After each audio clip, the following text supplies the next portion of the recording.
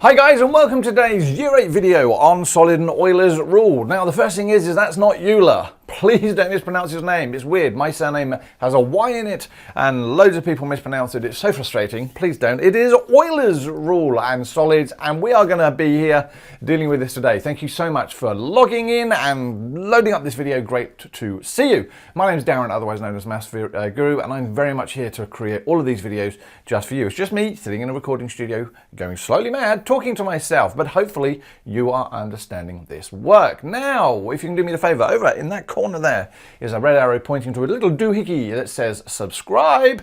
Greatly appreciated if you could, and get 2 of your friends to do so as well. I'm trying to get to 1,000, and this is hard work because no one wants to watch maths videos. Now, by the end of this particular video, what is it I want you to know? What is a solid? And I don't mean baby food in that situation. I'm not talking about having, whole chips rather than everything liquidized. Do you remember those days? Ugh. Can we get nothing worse than just putting all the food in and just liquidizing it? Would be gross. You need to know what terms like vertex, edge, face, polyhedra or polyhedron, prisms, pyramids, and all those types of things. Know that actually for solids, there is a link between vertices, edges, and faces. Know how to use Euler's rule to find the number of vertices, faces, or edges given the other two. Now, that's what we're going to do. By the end, all going to make perfect sense. So in previous lessons, we've been looking at stuff at a Year 8 level, and we're soon going to move on in this measurement and geometry field to different and more complex work. We dealt with triangles and quadrilaterals and how to find angles. We've used that information to work out how many triangles are inside polygons to find angle sums. Now, polygons are 2-dimensional shapes, and it's important to know what 3-dimensional shapes are called, and as usual, Barry's being at it again. Let's make up a really complicated word, shall we, Barry? Yes, let's. Now, I don't know about you, but I used to watch Agents of S.H.I.E.L.D. I've lost the plot a little bit at the moment, too much else going on, but I'm sure there was a bad organization called Hydra.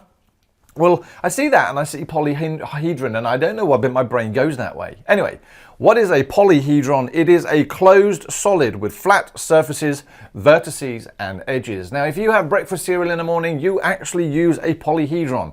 If you have anything that's box-like, or if you like Toblerone, or if you like any sort of different boxes of chocolates like Maltesers and whatever else, then basically you are already very much aware of polyhedron.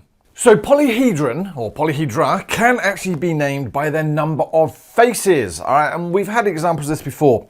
Now, the one that tends to throw lots of people is a 4-faced shape, all right? And believe it or not, that's a triangular-based pyramid. How do you draw one of those things? Well, here is my triangle that I draw as my base. I do a line, a dot above, and I connect to each of those corners. And believe it or not, there are actually dice out there that you can buy, 4-sided dice, and they are called tetrahedrons. A pentahedron has 5 faces. Can you think what type of shape would have 5 faces?